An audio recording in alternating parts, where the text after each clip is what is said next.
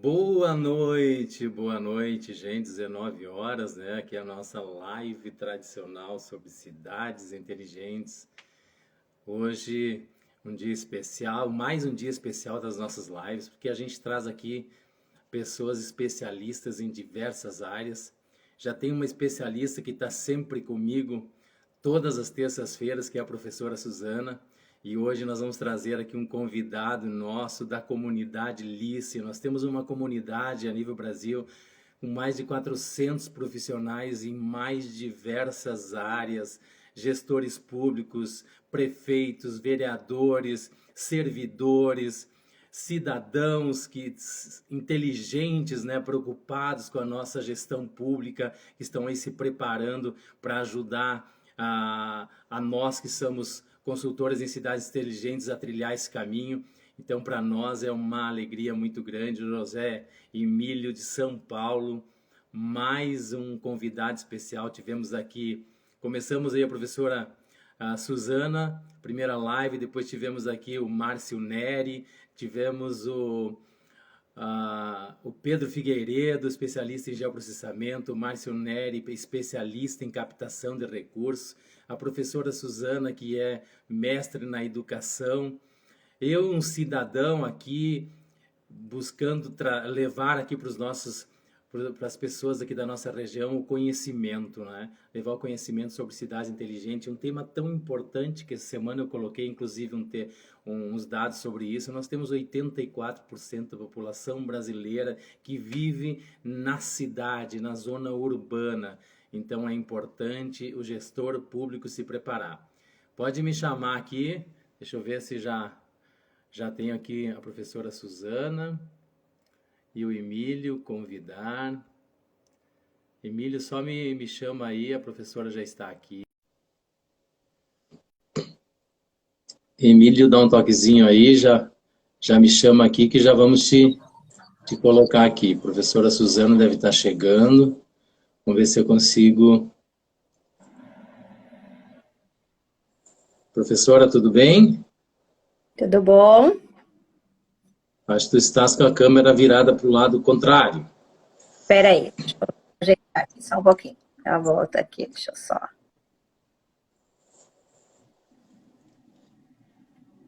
O Emílio também já pode me chamar aí. Deixa eu ver se eu consigo convidar o Emílio aqui.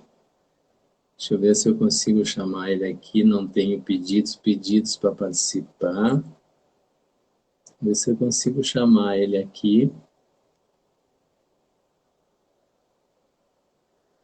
Emílio tem aí embaixo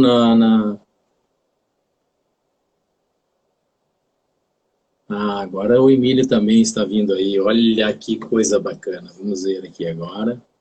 Acho que os meus dois convidados já estão na área aí.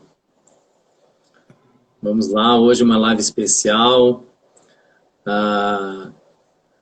O Emílio de São Paulo com uma vasta experiência na área de gestão de risco. Trabalhou, é engenheiro, trabalhou só 18 anos nos últimos anos como no líder de núcleo de obras, gerentes de obras, superintendente de obras da região metropolitana de São Paulo. Então, imagina a experiência do José Emílio, né, professora Suzana? Nossa, hoje nós vamos aprender muito, né, Ademar? Vamos ter uma aula maravilhosa hoje. Como é que eu faço para convidar ele?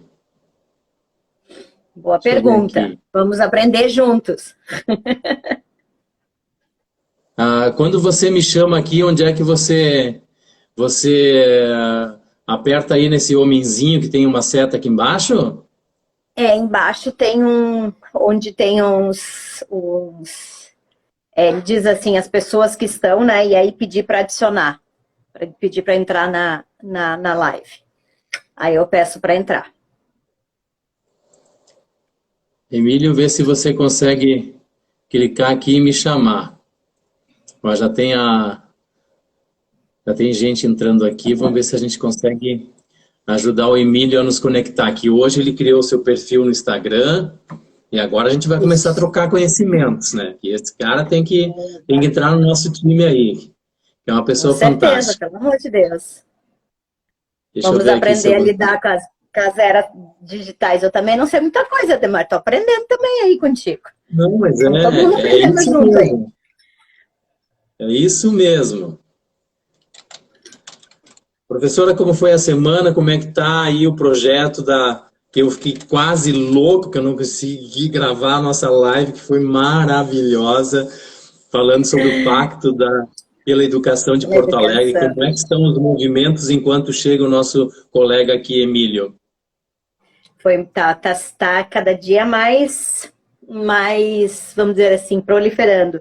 Semana passada, na quinta-feira, nós tivemos reunião com todos os secretários aqui no município de Porto Alegre, né? Então, foi uma reunião maravilhosa, assim, porque foi a primeira vez que nós conseguimos juntar praticamente toda a administração pública, né? Então, todos os secretários de secretarias e os dirigentes em termos de empresa pública, sociedade de economia mista, né, autarquias, para poder fazer toda essa explicação e a fala deles, né, ao final, né, que eles se deram conta que efetivamente é necessário que haja uma transversalidade, é necessário que haja uma política, conseguiu, que haja uma política aí transversal, né, para poder lidar com isso que nós estamos tratando aqui. Então, essa conclusão deles, não a nossa, né, a deles foi sim, muito gratificante aí a semana passada.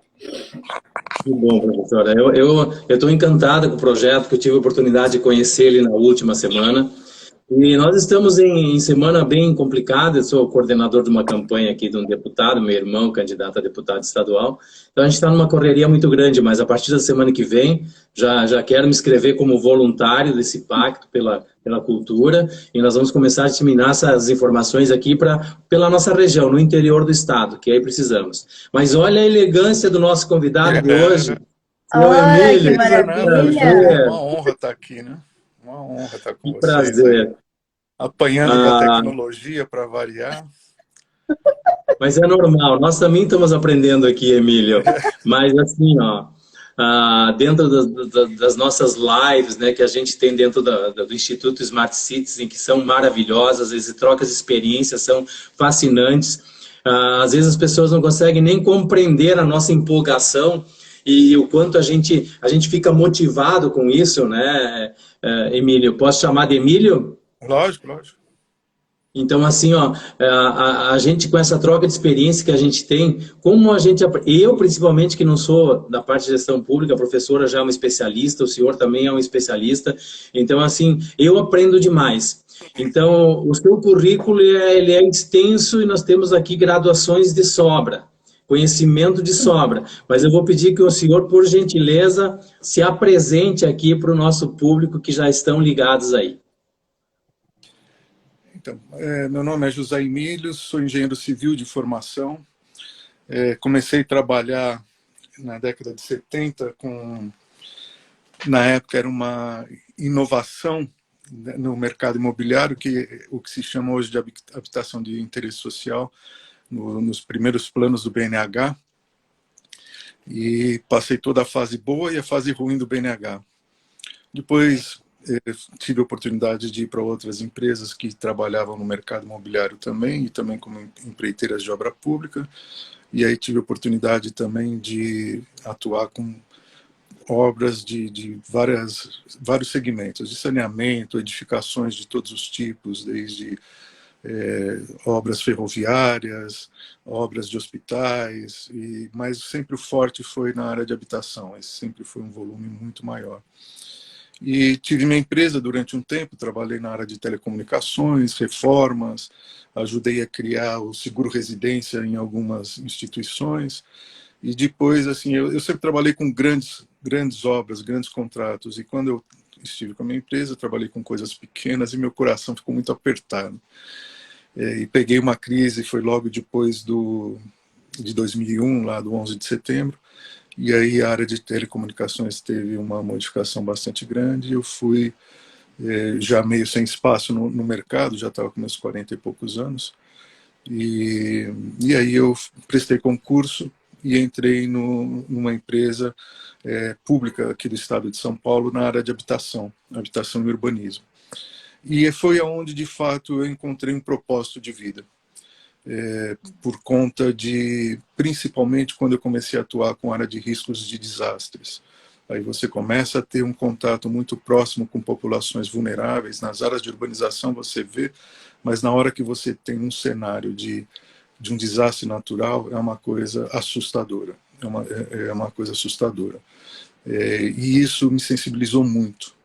E aí tive a oportunidade de trabalhar nos grupos técnicos aqui no estado de São Paulo de transporte sustentável, mudanças climáticas, e a gente conseguiu sugerir a criação de um grupo à parte para a área de desastres naturais. Então, dentro do grupo de mudanças climáticas, a gente criou, vinculado à Casa Militar aqui no estado de São Paulo, esse grupo de gestão de desastres, e a gente criou, desde a origem do grupo, um pessoal absolutamente competente da Casa Militar e de todas as instituições que participaram. Aprendi muito com eles.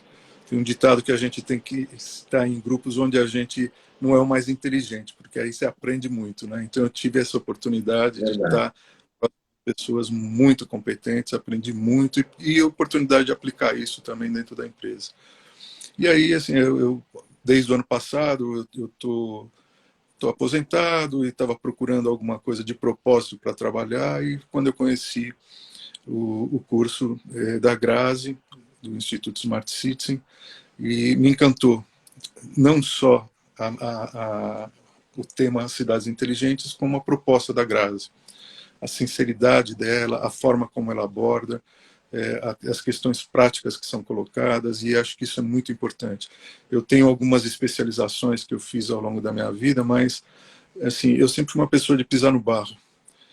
E isso me ajudou muito, inclusive com as pessoas da academia, principalmente nessa área de risco de desastres, porque muitas dessas pessoas tinham uma visão mais acadêmica, de fato, e eu podia contribuir com a minha experiência de campo. Além disso, eram profissionais na área de geologia ou geotecnia que não tinham a visão abrangente das soluções que estão disponíveis, as oportunidades que estão disponíveis de negócios e de soluções para salvar vidas dentro de uma comunidade exposta a esses riscos, né?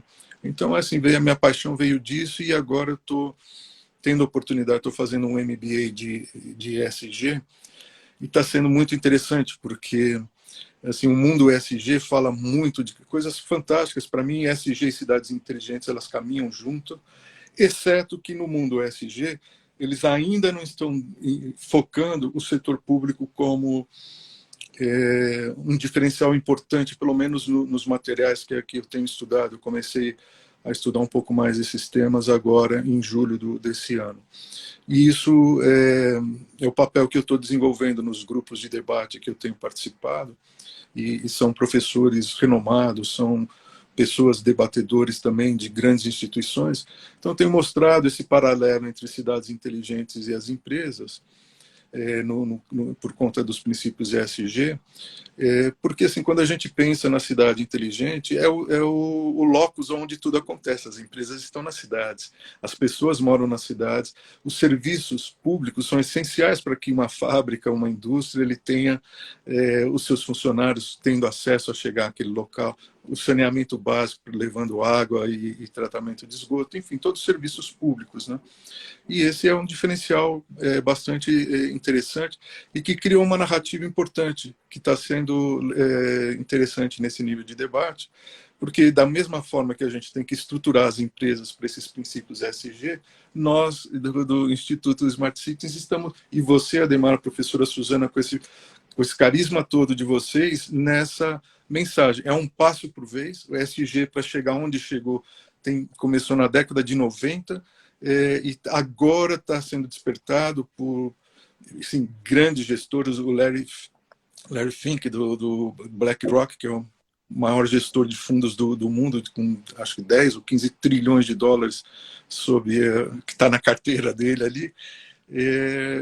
Agora, assim, nos últimos 4 anos, ele começou a colocar isso nas cartas de recomendação que ele faz todo ano, e o próprio Fórum de Davos. Então, são coisas importantes, e acho que nesse trabalho nosso de cidades inteligentes, a gente tem um outro potencial na nossa narrativa, e eu gostei muito eu não sei como chama, quando você fala lá, é o story, sei lá, que você estava falando sobre a população, né?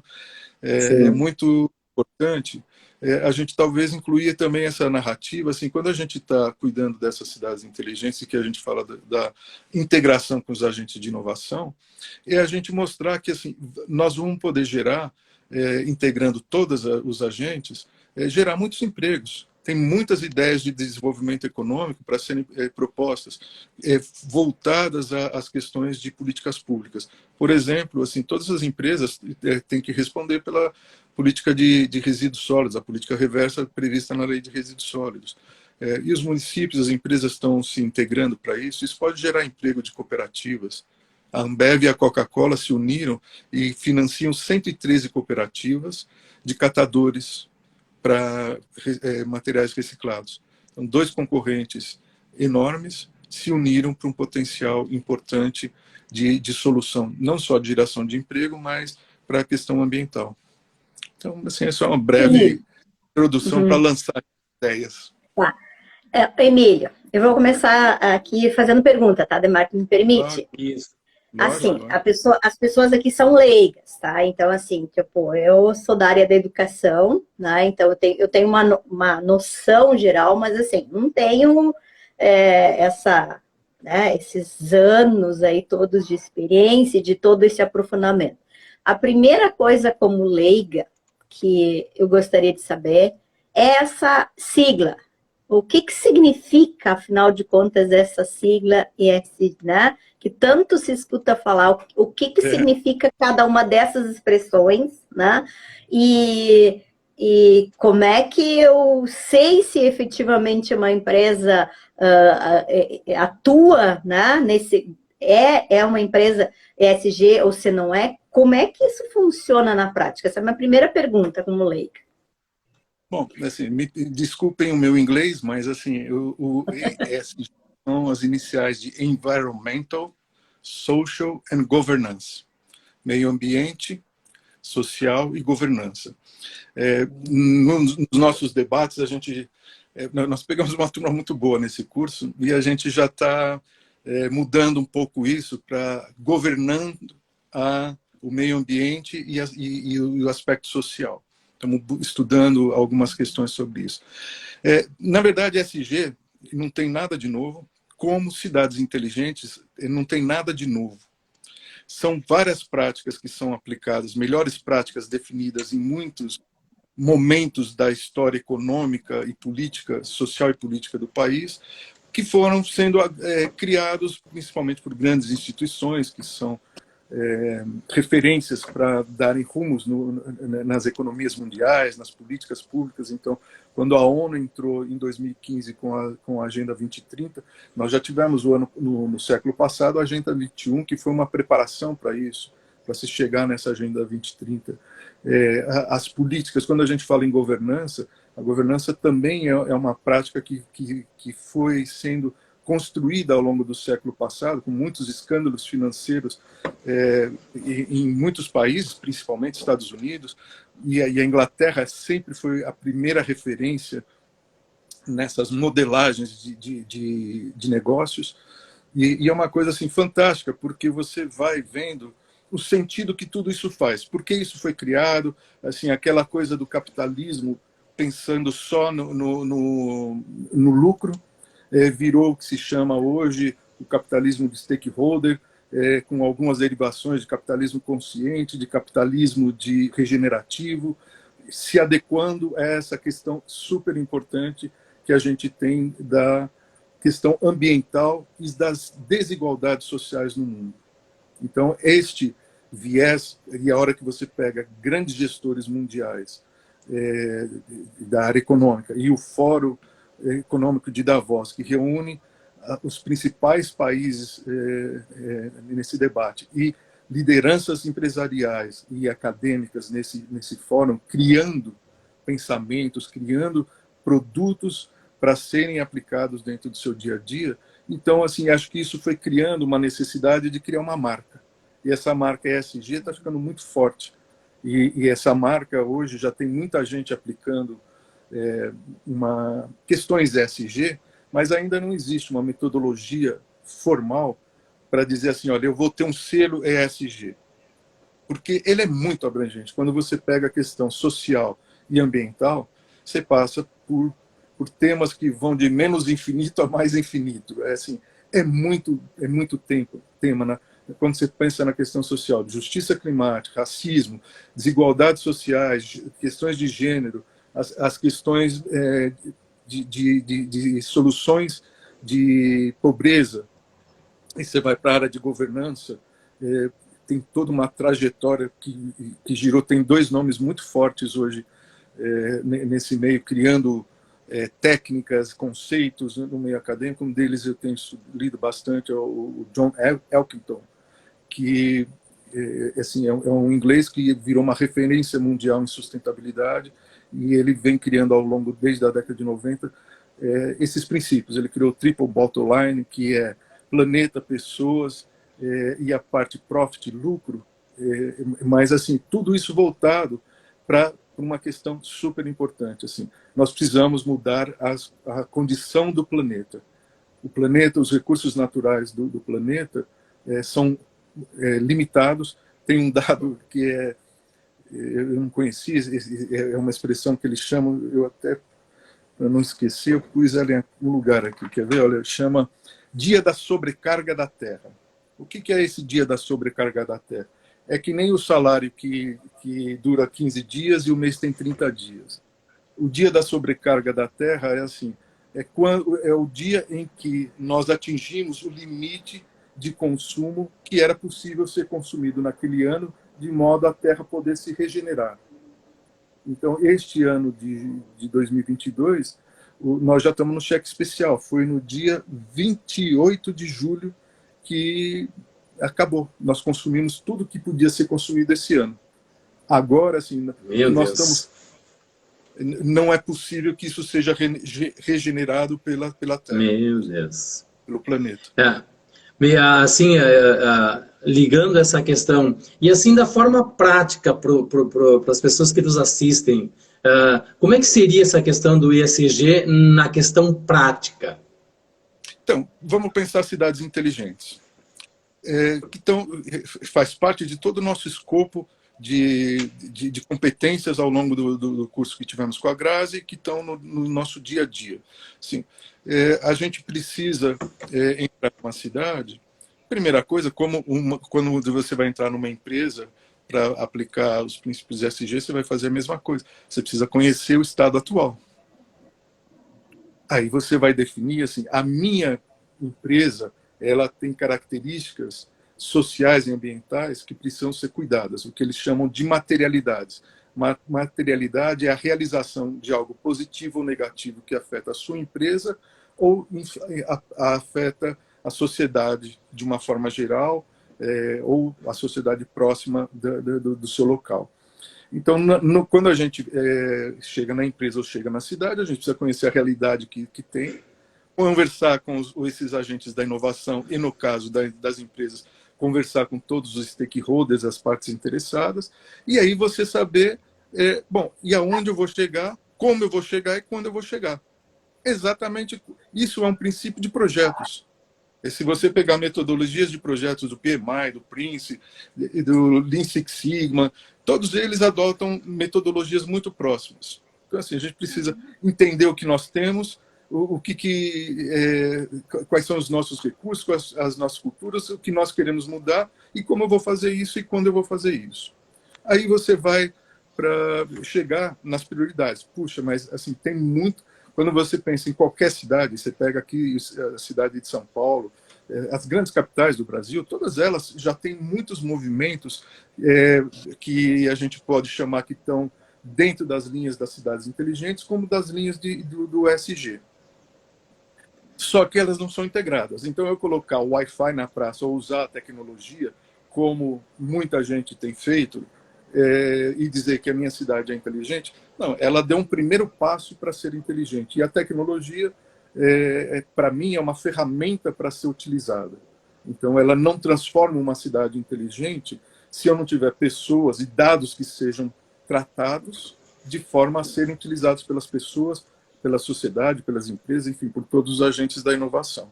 Então, assim, esse é outro material importante para se trabalhar. Então, todas as cidades precisam ter políticas públicas. É o papel do agente Estado, seja ele município, Estado ou governo federal, para gerar as facilidades para que a sociedade tenha uma vida com qualidade e que para as empresas desenvolvam seu negócio, seu papel social, gerando lucro, gerando emprego.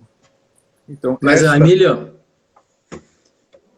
pode concluir, depois eu quero te fazer uma outra pergunta. Você vê que as comparações, quando você fala em ESG e cidade inteligente, é a mesma coisa. Porque na empresa você vai fazer a mesma coisa. Você vai entrar numa empresa, verificar esses impactos negativos, como podem ser eliminados, e como você pode começar a reverter para a sociedade benefícios. Então, ela também tem um papel de um gestor e que tem que pensar na sociedade. Tu sabes assim, eu, professora... Posso só fazer um comentário claro. aqui? Até pela questão, assim, para fazer um paralelo aqui, tá? De algo que eu venho me debruçando e estudando há algum tempo, tá, Emílio? Eu vivi 6 meses no Oriente Médio, né, no Egito, tá? E eu estou estudando e me aprofundando e lidando com isso, que é o halal, tá? Então, o halal é o certificado, é a certificação não da religião muçulmana, que é uma confusão que existe.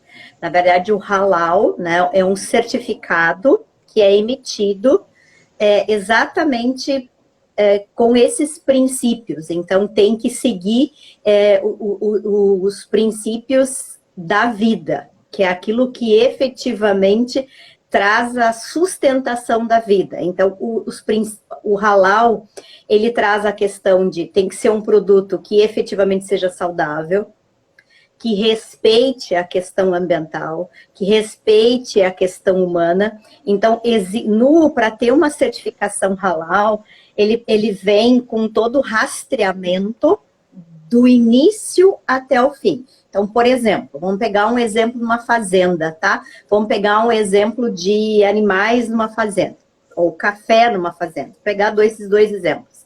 Então, para essa empresa ter a certificação halal, né, para poder vender para, não que sejam países muçulmanos, mas para essa população que hoje vive em muitos países, uma boa parte, inclusive, na Europa, então não para exclusivamente o Oriente, nesses países muçulmanos, mas sim para a população muçulmana que vive pelo mundo, para consumir essa alimentação, e não só alimentação, mas esses produtos, né, com essa certificação, eles têm esse certificado que ele faz todo o processo de avaliação de tudo isso desde o início. Então, ele vem e avalia a fazenda, se efetivamente aquela fazenda não utiliza produtos químicos, tóxicos, né? Como é que é o tratamento com os animais, se eles efetivamente são tratados sob o viés assim, sem serem maltratados, né, de estarem soltos, né, de toda a questão em termos de acompanhamento deles, como é feito o sistema de matança, que daí tem que ser feito conforme lá determina o Alcorão, né, que tem que ser sem nenhum tipo de... não pode sofrer dor, né, tem um procedimento específico, né, que é feito. Depois, toda a questão do deslocamento, o caminhão que leva, ele passa por esse processo de avaliação, né, como é feito esse gerenciamento em relação a essa empresa, esse motorista, como é que ele é tratado. Então, tem estou dando um exemplo, né, é todo o caminho. Então, desde onde vem, por todas as empresas onde passa, né? Chegar no porto para ser embarcado, para ser exportado. Então, tudo é rastreado, né? Até o momento de chegar. Aí sim é que existe essa certificação que esse produto, ele seguiu essa metodologia toda, que hoje, olhando, assim, eu não tenho muita profundidade de ESG, mas eu estou estudando isso, eu vejo que existe um paralelo muito grande entre o conceito de ESG e a certificação halal, né? E existe essa certificação. Então, eu olhando e estudando e trabalhando hoje a questão das cidades inteligentes, o que eu vejo? Que o poder público, ele é o maior, vamos dizer assim, responsável por fazer esse processo de controle. Tá? Então, fazendo essa política pública de fazer todo esse processo de controle, não que ele vai ser o certificador, né? Mas quem que efetivamente atesta que todo esse processo, ele passou por toda né, todas essas políticas públicas, né? E na prática eu vejo que o poder público não está fazendo isso. Então, quando o senhor fala ali, né, os debates que o senhor está fazendo em relação a essa unificação e não essa separação em relação às empresas e o poder público, eu vejo muito isso, né? Que o poder público ele está muito omisso nessa questão, porque não existe uma separação. Como é que eu vou saber se efetivamente esse processo ele é legal ou não? Estou dando o exemplo do halal, né? Mas isso para uma questão de exportação para países, produtos brasileiros para países onde existe a população muçulmana. Mas e o brasileiro? Então, um desafio enorme que eu estou encontrando na prática aqui é que vários muçulmanos, né, de vários locais do Brasil gostariam de vir para o Brasil, né, e no Brasil não existem os produtos halal. Então, aqui ele não consegue consumir.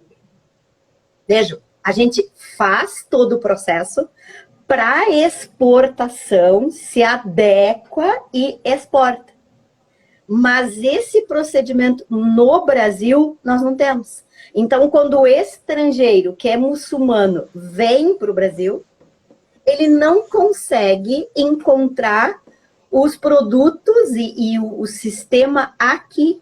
Então, a gente está perdendo duas vezes. Porque a gente está perdendo em termos de turismo, que a gente não consegue receber uma gama enorme de população do mundo que gostaria de vir para o Brasil. Por quê? Porque eles não encontram no Brasil o que eles têm nos seus países em termos de produtos brasileiros. É uma lógica que eu, sinceramente, não consigo entender.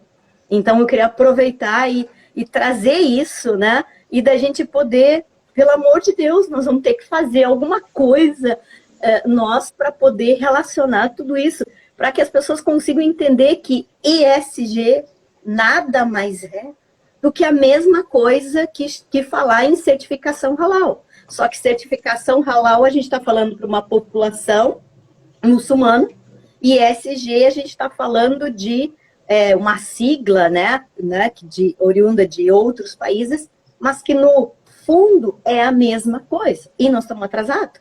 A gente não consegue nem utilizar o ESG, muito menos a certificação halal. Então, Emílio, tu que tem toda essa bagagem aí, o que tu pode nos trazer em relação a isso? Como é que tu tem essa compreensão? Estou muito louca, Emílio, eu estou viajando aqui ou tenho fundo de razão em relação a isso? Mas só um pouquinho que eu só quero dar um alô pro pessoal, a Silvana, Christian, Rodolfo, a Maura Cris, nossa colega, Gabi, Amanda, advogado Ricardo, Gabriele, Guima, obrigado, gente, por ter entrado. Mas aí que eu queria, incrementando essa tua pergunta, como é que o gestor público hoje, nós estamos falando isso outros dias nos nossos estudos, né, Emílio? E que você colocou. Como é que o gestor público vão entender e vão conseguir entender qual é que seria o caminho. Porque eu penso que nós estamos chegando num momento que tem muitos caminhos, até nós para estudarmos isso e para tentarmos pegar uma linha para apresentar para os nossos municípios, às vezes a gente tem dificuldade. E como é que fica o gestor público perante a toda essa enxurrada de informações? Então, assim, deixa eu dar uma alinhada aqui. Primeiro, algumas questões, como você colocou, certificações. Quando você pega qualquer sistema de projetos, ele passa, e talvez um dos principais componentes de qualquer sistema de projetos é monitoramento e controle e reporte. A parte de comunicação representa 90% da tarefa de um gerente de projetos. Avaliar e controlar não necessariamente precisa ter um selo. Essa coisa de você ter selo disso, selo daquilo, acaba virando uma indústria também para todo mundo. Então, eu tenho a ISO 9000, a ISO 14000, ISO 31000. Assim, são selos que são válidos, são cobrados em muitas instâncias. Mas o fato é que e aí acho que entra um pouco no que o Ademar estava perguntando, assim, eu entendo que o setor público, cada vez mais, ele tem que ficar como um agente regulador. Ele tem que sair de políticas públicas que ele já se mostrou incompetente em fazer, tanto no nível nacional quanto no nível subnacional. Então, assim, quando você pega muitas empresas ESG hoje, elas são certificadas, você tem algumas propostas de metodologia que foram criadas, existem toda uma série de acompanhamentos dentro desse processo. Então, para você ter uma ideia, assim, todos esses itens que você comentou, tem um item que, por isso que eu digo que ESG é muito amplo, assim, a origem da energia que gerou todo o trabalho daquela instituição. Então, seja numa fazenda lá do gado, seja numa indústria. Então, essa energia ela veio de uma fonte sustentável ou não? Ela tem uma pegada de carbono ou não? E hoje você tem certificados que comprovam essa origem dessa energia. Então, hoje tem muitas regulações para isso e tem muitas maneiras de você validar, principalmente para quem exporta produtos para outros países. Os produtos brasileiros, vira e mexe, são rejeitados por algum motivo que não está dentro desse processo de certificação. E aqui a gente, no Brasil, na área de alimentos, tem aquele CIF lá, que acho que é da área sanitária do governo federal. Você tem o Inmetro, que atesta muitas questões. E quando você pensa na área que eu sempre atuei, de habitação, a área de habitação, o Instituto de Pesquisas Tecnológicas, IPT, junto com o Sinduscom, que é um sindicato de empresas de construtoras, criou em 2013 o que se chama norma de desempenho. O que é a norma de desempenho? É um conjunto de normas da ABNT que foram agregadas em uma única norma e criou-se uma série de obrigações de quem constrói, de quem projeta, de quem é o incorporador e de quem vai morar. Então, assim, eu não preciso de nenhum selo para isso, mas eu tenho bastante claro nessa norma quais são os princípios que devem ser que são de responsabilidade de cada um dos entes que participam do processo da incorporação imobiliária. Então, assim, cada um tem que cumprir sua parte. Se você não cumprir sua parte, você tem absoluta clareza ali pela norma qual é o seu nível de responsabilidade. E aí entra uma questão que é muito importante, a meu ver, que eu acho que cidades inteligentes, talvez em algum momento eu consiga mostrar isso para o gestor público. O gestor público, principalmente quando a gente pensa em cidades pequenas, com menos de 100 mil habitantes, a gente sabe da dificuldade que ele tem para constituir equipe, para buscar recursos, mas principalmente por uma questão importantíssima, que é se capacitar. Então, nós, cidadãos, Ademar, precisamos saber escolher esses gestores. Ainda é uma narrativa que está muito embrionária aqui no Brasil. A gente já comentou isso em algumas conversas. Assim, eu visitando alguns municípios, eu já ouvi de gestor assim, eu não quero chamar o cidadão para participar de uma reunião, porque ele vai saber de nossas fragilidades e vai me prejudicar na próxima eleição. Então ele não consegue enxergar isso aí. ele conhece a opinião que está tendo dele sincera e não aquele amigo que abraça e fala assim, não, o seu governo está ótimo, e depois ele perde a eleição ali na frente. Então, assim, a gente precisa começar a criar esta forma de capacitação. E aí acho que o que a gente espera hoje dos atuais prefeitos é que eles entendam esse potencial que eles têm na mão para a gente entrar lá e começar a capacitar essas pessoas. E isso acho que é um passo um pouco maior do que a proposta lá do Instituto Smart Citizen.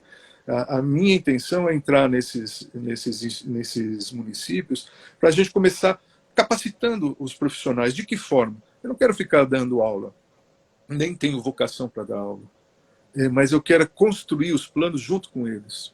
Então, eu faço parte de um grupo, de um instituto aí do Rio Grande do Sul, chamado GoNew. E lá eles têm uma frase que eu gosto muito: construção coletiva de saberes com amplo espaço para o debate, para a discórdia. Assim, vamos tratar, eu estou lá dando um depoimento, e você tem todo o direito de ter uma visão contrária à minha. E isso é uma construção coletiva, porque você pode me convencer que eu estou no caminho que não é o melhor, e eu posso convencê-lo que sim. Então, assim, eu acho que a minha visão é assim: se eu começar a construir planos com essas equipes, pode a gente construir juntos os nossos saberes. Eu apresentar a minha vivência, a minha experiência, junto com aquele servidor que está lá e que conhece a realidade da cidade muito melhor do que eu. Então, assim, esta oportunidade da gente construir esses saberes vai facilitar o nosso trabalho, e a gente está deixando um legado que aí você pode, eventualmente, de tempos em tempos, estar contribuindo, porque a transformação do mundo está sendo muito rápida, né? Está sendo muito rápida.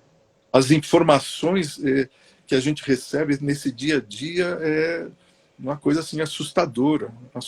Então, as questões hoje de nível econômico, esse John Acton que eu citei, ele escreveu um livro, Cisne Verde, onde ele reconhece assim, olha, tudo que eu criei da década de 90 para cá, ele precisa passar por uma revisão. Porque o mundo hoje tem características assim.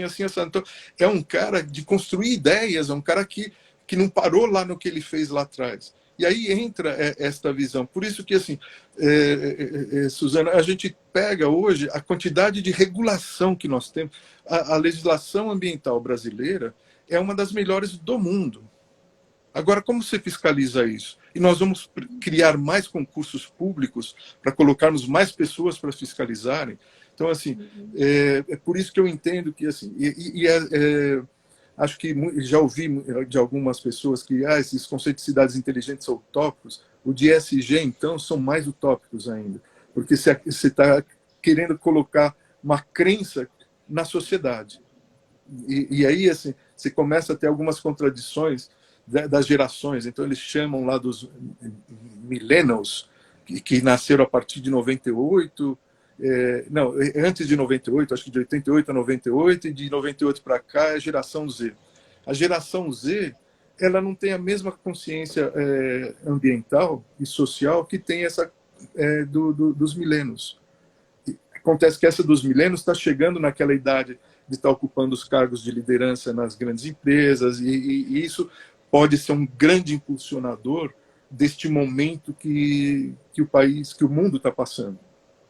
E nós aqui somos uma semente que está levando essas ideias com os nossos propósitos de cidades inteligentes e ESG, e por isso que eu estou criando essa narrativa do ESG junto com os cidades inteligentes, porque assim, nós precisamos implementar essas questões de forma conjunta. E aí, assim, uma coisa que é muito importante e que, de fato, eu acho que a gente precisa operacionalizar, a meu ver, porque assim, nós somos uma comunidade de 400 pessoas com vários níveis de capacitação, mas a gente precisa construir uma narrativa única. Narrativa de conceitos, narrativa de princípios, e a hora que a gente construir isso, de fato, assim, pega o seu canal, ele passa a ser um canal de todos. Isso que você está fazendo de chamar pessoas para esse debate, acho que numa última vez eu lembro que você comentou que vai fazer um canal do YouTube também, então eu sou muito ruim de redes sociais, eu só tenho Facebook e fiz Instagram hoje por Facebook por causa do Instituto Smart Synthesis, mas eu estou errado. Eu estou errado, porque se você quer aparecer, você precisa estar nos canais de comunicação. E um canal de comunicação fortíssimo é Instagram e YouTube, onde a gente pode construir ideias e levar pessoas para esse debate. E o debate que possa nos confrontar também, para que a gente, de fato, entre nesse diálogo e saia com soluções, saia com propósito. Porque o fato é, ou a gente transforma isso, ou essa modernidade... Eu peguei alguns dados muito interessantes aqui. O Bradesco, são dados deste ano. Então, se é que já não aconteceram, não tive muito tempo de pesquisar. Mas o Bradesco, ele emitiu o seu primeiro bond com critérios de sustentabilidade.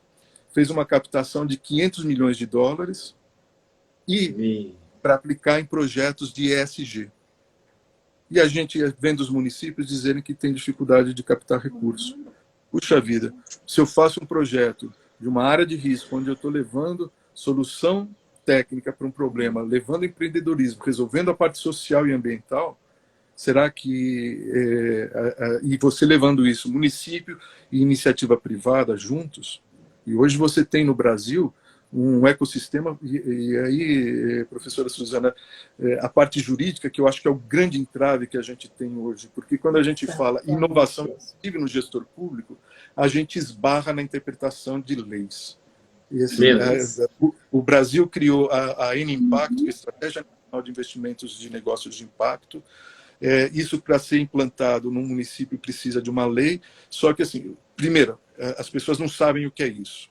Mas o fato de não saber o que é isso, teve um primeiro município brasileiro, Santa Terezinha de Goiás, alguma coisa assim, que aplicou uma cidade com menos de 4 mil habitantes. Ela, pela proximidade de Brasília, pegou o apoio dessa secretaria em impacto dentro do Ministério da Economia e criou seus negócios de impacto criou a legislação e começou a atrair as suas empresas para ajudarem nas políticas públicas, ganhando dinheiro. Não tem nada contra uma empresa ganhar dinheiro. Desde que, assim, o prefeito precisa entender isso. Tirar dele uma atribuição, construir moradia, você não tem competência mais para isso e não tem dinheiro, vamos criar um ecossistema jurídico e de aprovação que facilite um empreendedor a se interessar por fazer isso. Então, assim, o cenário é muito difícil se você não entender, se você não pegar alguém do outro lado, do Ministério Público, de um Tribunal de Contas, que tem essa visão inovadora. Não adianta ter leis inovadoras se quem me fiscaliza não entende essa necessidade urgente de se criar novos modelos. Perfeito, perfeito. Eu sempre digo assim, que o direito é o maior entrave. Infelizmente, né, o direito é o maior entrave de todo esse sistema, né? Então, é exatamente por isso que eu estou aqui, tá? E tentando mostrar isso para os meus colegas, né? Que não é da maneira como efetivamente se faz hoje que a gente está trazendo as soluções para os municípios, né? Sim, sim. E hoje, nessa questão, por exemplo, da tua experiência na questão de área de risco, como é que isso é compreendido pelo gestor público hoje? Mesmo com todas essas evidências, ainda tem essa dificuldade de compreensão, porque a gente vê tantas desgraças, né, nos entornos das grandes cidades. E como é que é enxergado isso ali dentro no gestor público, Emílio? De uma maneira geral, assim, são soluções muito complexas, que exigem conhecimento técnico, que exigem um conhecimento técnico multidisciplinar e que exige recursos públicos. E o que é pior? Quando você entra numa área de risco, para começar a fazer a transformação, a comunidade te rejeita. A comunidade, eu já fui, para minha sorte, eu consegui reverter, mas assim, numa situação que prestes de acontecer um desastre, eu fui lá, consegui remover as famílias com a polícia, enquanto a gente estava discutindo com essas famílias que me cercaram, e junto com alguns políticos, e começaram a me ameaçar, e coisa que vale, o local onde eles estavam veio abaixo. Então, assim, tem muita ignorância no sentido de desconhecer. Aquele morador não tem a percepção do risco, da onde ele está. Tem uma questão do gestor público, e tem muita gente competente em todos os estados. A gente teve a oportunidade de conhecer pessoas de defesa civil de vários estados, que a gente tinha uma troca de experiência assim, muito interessante. Mas o fato é que exige muito dinheiro. E você tem uma questão do judiciário, pelo menos aqui em São Paulo, assim, toda vez que nós íamos remover uma família, vinha você entra com uma ação de reintegração de posse, que demora algum tempo bastante grande, e quando você está falando em área de risco, esse tempo ele é imprevisível. Quando a gente está num período que nós chamamos de operação verão, de outubro até março, que são os períodos de chuva, você não tem esse tempo para esperar. E ninguém vai assinar embaixo, não, pode esperar mais uma semana, porque é imprevisível, você não conhece as reais condições do local. Então, assim, é muito custoso para o juiz também mandar um oficial de justiça para notificar essas famílias, porque são áreas muito perigosas, com questões de criminalidade no local. E aí você fica esbarrando nessas questões operacionais. Mas quando ele dá uma sentença, ele fala, não, você remove, mas você é obrigado a dar alguma moradia ou um auxílio moradia para essas famílias. Então, você pega, aqui no estado de São Paulo, tem, segundo os dados do CEMADEM, IBGE, CEMADEM é um instituto que faz monitoramento e sistemas de alerta em 872 municípios do Brasil. Ele aponta, nesses 872 municípios, com o censo de 2010, 8 milhões e meio de pessoas ocupando essas áreas. Meu Deus. Aí você retira essas famílias do local, você vai dar um auxílio moradia, você não tem... se você não tratar aquela área de alguma forma, ela vai ser reinvadida. Aí você fala, mas coloca a vigilância. Então você pega alguns exemplos de tamanho de áreas. Algumas áreas que eu cuidei de urbanização, uma delas com 1,5 milhão de metros quadrados, com 11 mil famílias ocupando. Outra com 800 mil metros quadrados, com 6.700 famílias ocupando. Assim, se você colocar um vigilante com custo do Estado, dessas coisas todas, assim, não tem orçamento que pague isso. E as soluções são demoradas, e elas são integradas. E aí, o que eu proponho na minha forma de olhar? Já que tudo isso é verdade, também tem soluções para a gente pensar nisso, através de modelagens de negócio de impacto. Então, eu entro nessa área de risco, e hoje você tem um instrumento que é obrigatório por lei, para que os municípios façam, que é o Plano Municipal de Redução de Risco de Desastres e o PPPDC, Plano Preventivo de Defesa Civil. São dois instrumentos obrigatórios pela legislação 12.608, não me lembro de que ano aí, acho que 2012, que fala sobre essa obrigação desses dois instrumentos. Se o município tiver esses dois instrumentos, com esses instrumentos, em uma semana eu já começo a dar solução para eles, através de uma série de pequenos projetos. Projetos, não são pequenos, qualquer projeto é projeto e são de magnitude muito grande. De que forma? Puxa vida, se um documento desses indica para mim, e aí esse é um documento que tem que ser feito por especialistas. Então, é o geólogo, é o geotécnico que vão pôr mão na massa naquilo lá e dizer assim, esse setor aqui tem risco de acontecer isso, isso, isso, e aí classifica no nível de baixo até muito alto. Quando ele coloca muito alto, não significa que eu precise remover. Ele pode dar algumas dicas, assim, ó, se você fizer isso, você vai minimizar as chances de ocorrer algum A chance de ocorrer. Só que aí, assim, de novo, a gente está jogando com probabilidade na vida das pessoas. Então, assim, normalmente a indicação de muito alto, risco muito alto, vai lá e remove aquela família. Aí você vai pagar um auxílio moradia, ou se o Estado tiver imóveis disponíveis, pode ceder o imóvel para aquela família, coisa que o vale.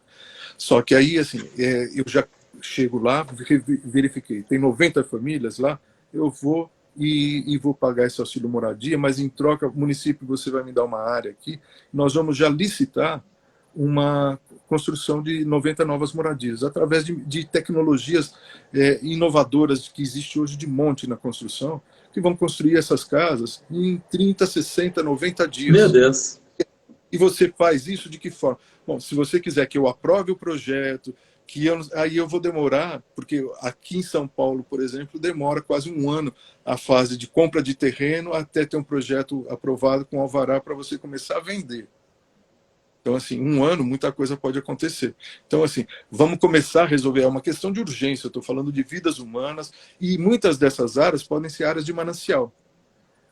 Aqui no estado de São Paulo, um levantamento feito em algum ano aí no passado, aponta que tem 10 mil nascentes que estão dentro dessas áreas ocupadas irregularmente. Puxa, área de nascente, com essa crise hídrica que nós estamos passando, o custo da água que as populações do Brasil todo estão pagando. Então, assim, você tem uma questão premente. E eu não estou dizendo que a gente vai fazer o que a gente quer. Nós vamos fazer todo um processo e vamos pôr os gestores públicos acompanhando. Olha, eu vou fazer um projeto nesse terreno assim, assim, assado, e ao longo da execução, eu vou aprovando todo o projeto. Não quero fazer nada fora da lei. Agora, você entra nessa comunidade, você começa a ver, puxa, mas aqui tem um monte de pessoas com doenças. Vamos criar um mutirão da saúde. Puxa, mas aqui tem muita gente com capacitação, tem jovens aqui que têm uma vocação para essa área de tecnologia, e a indústria aqui da região está precisando muito, vamos capacitá-los. Aí você entra com esses projetos sociais, educacionais e a percepção de risco. E com pequenas obras, porque quando a gente pensa em PPDC, Planos Preventivos de Defesa Civil, é você fazer intervenções que minimizem esse risco. Quando a situação é muito grave, você tem que remover. E, em paralelo, você vai desenvolver todo o projeto necessário para aquela urbanização. Agora, quando você pensa numa urbanização que tem 10 mil famílias, 5 mil famílias, é um projeto grande. São projetos que vão demandar 10 anos. E aqui no estado e no município de São Paulo tem urbanizações que estão, sei lá, eu era pequeno e já ouvia falar dessas coisas. Então, mas assim, é muito grande o problema. E nós temos aqui umas 10 horas de live para discutir tudo isso. Porque é um assunto muito amplo. E eu, com dois especialistas aqui, eu precisaria dessas 10 horas. Mas falta 1 minuto e meio para esgotar o meu tempo aqui. E eu fico... E eu tenho muitas perguntas. Não dá. O Instituto Locomotiva, que é um instituto que cuida de informações das favelas do Brasil, em algum momento também saiu uma reportagem no Valor Econômico e na Exame, que eles apontam 17 milhões de pessoas ocupando áreas de risco e urbanização. Para mim, toda a área de urbanização, de favela, é de risco, porque se não tiver risco nenhum, tem o risco de explosão e de incêndio por conta do botijão de gás que está dentro das casas. Mas, enfim, e ele aponta assim, 110 bilhões de reais foram movimentados em 2020 dentro da economia das favelas. Tu vai voltar para contar isso na próxima live. Eu preciso que vocês se despeçam. E eu agradeço imensamente a todos que estiveram aqui, a Damir Vivan que entrou aí, a Karine, a Luana, a Thaís, a Rosângela. Emílio, talvez a professora nem consiga se despedir, mas ela é minha parceira corriqueira aqui. Agora eu gostaria de agradecer, te dar um abraço, dizer muito obrigado, foi uma honra e você vai voltar aqui com a gente. Não, vamos juntos, nós estamos juntos. Eu não sou nada, eu estou com vocês esse movimento. Nós vamos passar para histórias, na pior das hipóteses, como os pioneiros dessas coisas. Mas espero que a gente consiga muito. Vambora, Emílio. Estamos juntos. Gratidão. Valeu, ó, 26 segundos, então. Tchau, tchau. Obrigado, gente. Até terça que vem. Obrigada. Boa noite, Obrigado. gente. Até semana que vem. Eu não posso perder essa live. Vocês vão saindo que eu gravo ela. Abraço.